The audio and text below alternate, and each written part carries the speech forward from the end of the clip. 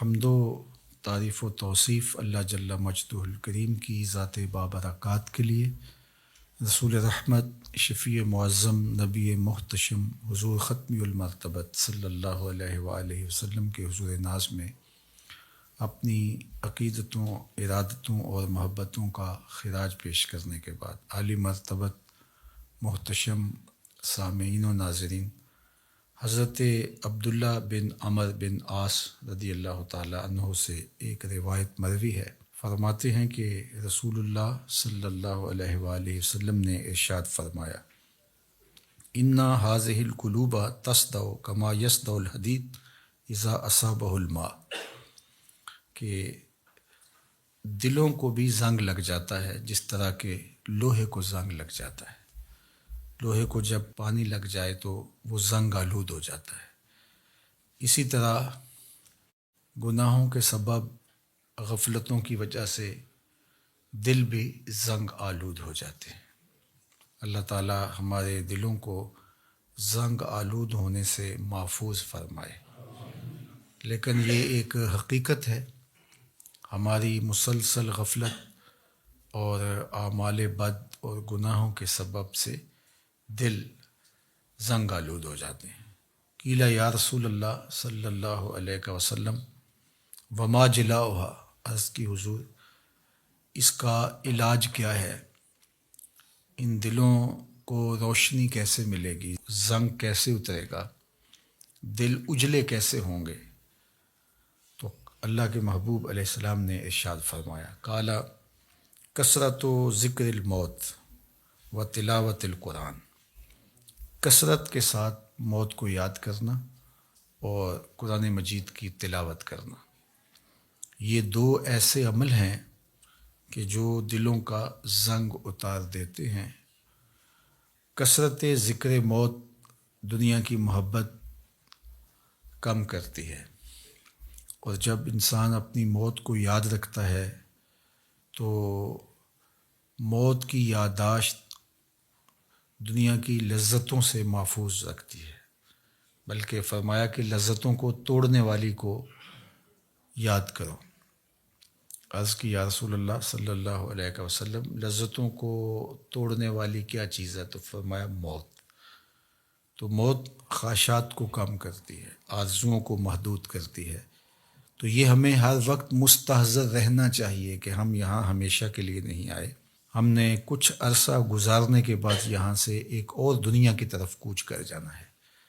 یہ جب ہمارے تصور میں رہے گا اور ہم اس سے غافل نہیں ہوں گے تو پھر کبھی بھی ہم اللہ کی نافرمانی کی طرف نہیں آئیں گے، بلکہ اچھے اعمال کی طرف ہی ہماری رغبت ہوگی۔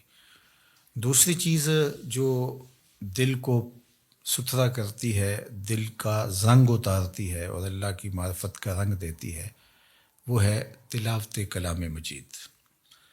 تلاوت کلام مجید اللہ جل شانہ کا ایک ایسا انعام ہے اس امت کو جو دیا گیا، جو ہم راتوں کی تنہائیوں میں اور دن کے اجالوں میں کرتے ہیں۔ ہماری نمازوں کے اندر قرآن مجید کی تلاوت کو رکھا گیا، ہمیں قرآن مجید کی تلاوت کی ترغیب دی گئی۔ تو یہ اللہ کا کلام ہے، اور اللہ کے کلام کی جو تاثیرات ہیں وہ دلوں کو نور بخشتی ہیں۔ تو جب دل قرأت قرآن سے، تلاوت کلام مجید سے، قرآن مجید میں غور و فکر اور تدبر کرنے سے دلوں کو معرفت الہیہ نصیب ہوتی ہے اور دلوں کو نور ملتا ہے، دل اجلے ہو جاتے ہیں اور پاکیزہ ہو جاتے ہیں۔ تو یہ دو چیزیں اس حدیث پاک میں بیان فرمائی گئی جو دلوں کا زنگ اتارتی ہیں، ایک کثرت کے ساتھ موت کو یاد کرنا، اور دوسرا قرآن مجید کی تلاوت کرنا۔ اور ایک اور حدیث پاک میں جو اللہ کے محبوب علیہ السلام کا فرمان عالی شان ہے، بیان فرمایا گیا، اِنَّ لِكُلِّ شَيْءٍ ثَقَالَةٍ، ہر شے کا زنگ کسی نہ کسی شے سے اترتا ہے۔ وَإِنَّ ثَقَالَةَ الْقُلُوبِ ذِكْرُ اللَّهِ، اور دلوں کا زنگ اللہ کے ذکر سے اترتا ہے۔ ذکر الہی کرنے سے دل نور پاتے ہیں اور زنگ اترنا شروع ہو جاتا ہے۔ اور آقا کریم نے یہ بھی ارشاد فرمایا وما من شیء انجا من عذاب اللہ من ذکر اللہ، اللہ کے عذاب سے نجات دینے والی ذکر الہی سے بڑی کوئی چیز نہیں ہے۔ سب سے زیادہ اللہ کے عذاب سے جو نجات دیتا ہے وہ اللہ کا ذکر ہے۔ تو کثرت ذکر دلوں کا زنگ اتارتا ہے اور اللہ کی معرفت کا نور نصیب ہوتا ہے۔ حضرت یحییٰ بن معاذ رضی اللہ تعالیٰ عنہ فرماتے ہیں کہ دل زنگ آلود ہو جائیں، بیمار پڑ جائیں اور غفلت کے مرض میں مبتلا ہو جائیں تو 5 اشیاء ایسی ہیں جو دلوں کو شفا دیتی ہیں، دلوں کا علاج ہے اور دلوں کو جلا بخشتی ہیں۔ تو فرمایا سب سے پہلے تو قراءۃ القرآن بالتفکر، تفکر کے ساتھ قرآن مجید کی تلاوت کرنا، جو کہ حدیث پاک میں ابھی آپ نے سماعت کیا۔ اور دوسرا فرمایا وخلاء البطن، اور پیٹ کا خالی ہونا۔ بھرے ہوئے پیٹ غفلت کا سبب بنتے ہیں، اس لیے کثرت کے ساتھ روزے رکھنے چاہیے۔ روزہ اللہ جل شانہ کی قربت کا ذریعہ ہے اور تقوی کا نور دیتا ہے اور باطن کی جلا کا سبب اور ذریعہ ہے۔ تیسری بات فرمائی وقیام اللیل، راتوں کو قیام کرنا، جب دنیا سو جائے مصلی بچھا لے اور اللہ کے حضور آہوزاری کریں اور اللہ کے حضور سجدہ ریزیاں کریں، قیام اور رکوع سے اپنے روٹھے ہوئے رب کو منائیں۔ اس سے دلوں کے زنگ اترنا شروع ہو جائیں گے اور دل اللہ کی معرفت کا رنگ پکڑنا شروع کر دیں گے۔ اور چوتھی چیز انہوں نے بیان فرمائی وَالتَّضَرُّعُ عِنْدَ السَّحَرِ، سحری کے وقت مصلی کے اوپر بیٹھ کے رونا۔ سحری کے وقت مصلی بچھا لیں اور اللہ کے حضور آہوزاری کریں، قیام میں رونا، سجدوں میں رونا، رکوع میں رونا، دعاؤں میں آہوزاری کرنا، مصلی بچھا کے اس پہ بیٹھ کے دعائیں کرنا، اللہ کے حضور تضرع کرنا، اللہ کے حضور زاری کرنا۔ اور یہ اس قدر مفید ہے دلوں کی جلا کے لیے، باطن کی ستھرائی کے لیے، روحوں کی پاکیزگی اور عفت کے لیے اور من کی روشنی کے لیے کہ یہ تجربہ آپ کر کے دیکھیں کہ آپ سحری کے وقت اٹھ جائیں اور اللہ کے حضور سجدہ ریز ہوں، اور وہ وقت ہی ایسا ہوتا ہے کہ جب آپ وضو کر کے مصلی پہ آتے ہیں تو خود بخود آنسو ڈھلنے لگ جاتے ہیں۔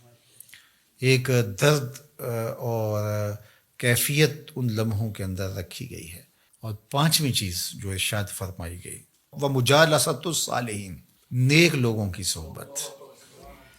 حضرت مجدد الفسانی علیہ رحمہ فرماتے ہیں کہ نیک لوگوں کی صحبت کبریت احمر کا درجہ رکھتی ہے، سرخ گندک کی طرح ہے، اور ان کی صحبت دلوں کو پاک کرتی ہے، صفائی دیتی ہے، ستھرائی دیتی ہے۔ اور آج کی تاریخ میں دنیا اس بات کو تسلیم کرتی ہے کہ جو لوگ موجود ہوتے ہیں ان کے ابدان سے کچھ شعائیں نکلتی ہیں، حتیٰ کہ کافر کے اندر سے بھی کچھ شعائیں نکلتی ہیں جو اپنے پاس بیٹھنے والوں پر اثر انداز ہوتی ہیں۔ تو اسیری لہریں نکلتی ہیں مختلف لوگوں کے وجود سے، تو اگر وہ اچھا ہوگا تو اس کے اثرات لوگوں کے اوپر مرتب ہوں گے، اور اگر وہ برا ہوگا تو اس کے اثرات برے اس کے اوپر مرتب ہوں گے۔ اور یہ ایسا تجربہ ہے کہ جو آپ کر سکتے ہیں۔ اچھے لوگوں کی صحبت میں بیٹھنا اٹھنا شروع کریں، خود بخود آپ محسوس کریں کہ ایک اندر کچھ اتر رہا ہے، نور اتر رہا ہے، روشنی اتر رہی ہے۔ اچھے لوگوں کی صحبت میں بیٹھ کر رغبت دنیا کم ہوتی ہے، رغبت آخرت بڑھ جاتی ہے، انسان اپنا محاسبہ کرنے لگ جاتا ہے، نیکی کی طرف اس کے قدم اٹھنے لگ جاتے ہیں، برائی سے رکنا شروع کر دیتا ہے۔ اور برے لوگوں کی صحبت میں بیٹھنا شروع ہوں گے تو آپ کی نمازیں چھوٹنے لگ جائیں گی، آپ کی نظر میں ناپاکیزگی آنے لگ جائے گی، آپ کی سوچوں میں آوارگی آنے لگ جائے گی، طلب دنیا بڑھنا شروع ہو جائے گی، تکبر، رونت، غرور، یہ سب کچھ اترنا شروع ہو جائے گا برے لوگوں کی صحبت سے۔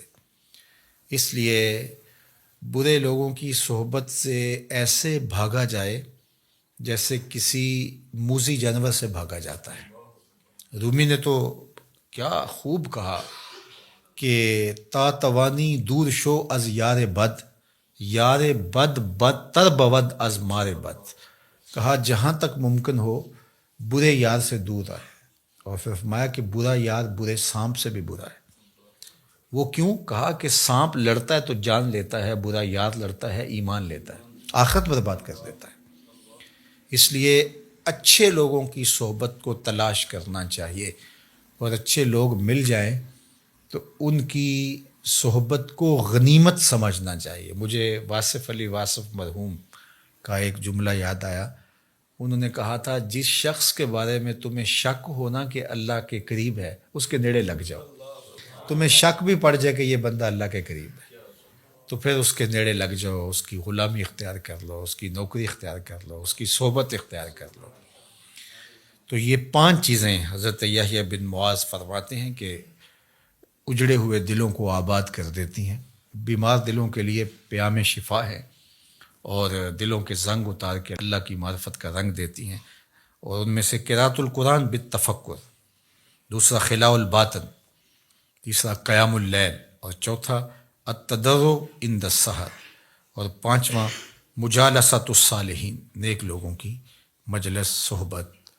میاں صاحب نے بھی کہا تھا صحبت مجلس پیر میرے دی بہتر نفل نمازوں، ہک ہک سخن شریف سونے دا کردہ ماہر مرازوں۔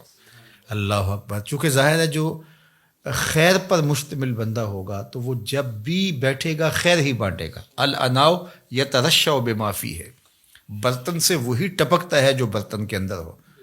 تو کسی اچھے آدمی کی صحبت میں آپ بیٹھیں گے تو وہ خیر ہی دے گا، وہ آپ کے لیے رحمت کا سبب اور ذریعہ بنے گا۔ اور برا آدمی چونکہ اس کے اندر ہی شر ہے، اس کے اندر ہی برائی ہے، تو وہ خیر دے ہی نہیں سکتا چونکہ اس کے اندر ہے ہی نہیں، تو اس کے اثرات ضرور مرتب ہوں گے۔ اور اللہ کے محبوب علیہ السلام نے اچھے جلیس اور برے جلیس کی مثال دی کہ جو اچھا جلیس ہے، فرمایا اس کی مثال عطر بیچنے والے کی ہے، یا تو وہ آپ کو تحفہ دے دے گا، جس طرح کہ عطر بیچنے والوں کی عادت ہوتی ہے کہ وہ تحفہ دیتے ہیں، یا پھر اس سے آپ خرید لیں گے، آپ کو عطر اچھا لگے گا، انسانی طبع کو خوشگوار لگتا ہے تو آپ کہیں گے کہ یہ مجھے دے دیجئے۔ اور تیسری بات فرمائی کہ اگر نہ وہ تمہیں ہدیہ کرے اور نہ تم خرید سکو تو جب تک اس کے پاس بیٹھے رہو گے خوشبو آتی رہے گی۔ اور برے جلیس کی مثال فرمائی کہ وہ بھٹی دھونکنے والے کی ہے، یا تو کوئی چنگاری اڑے گی اور تمہارے کپڑوں پہ پڑے گی اور ان کو جلا کے خاکستر کر دے گی، اور اگر ایسا نہیں ہے تو جب تک بیٹھے رہو گے تمہیں اس کی بدبو سے اور تعفن سے تکلیف پہنچتی رہے گی، اور اس کے دھوئیں سے تمہیں اذیت پہنچتی رہے گی۔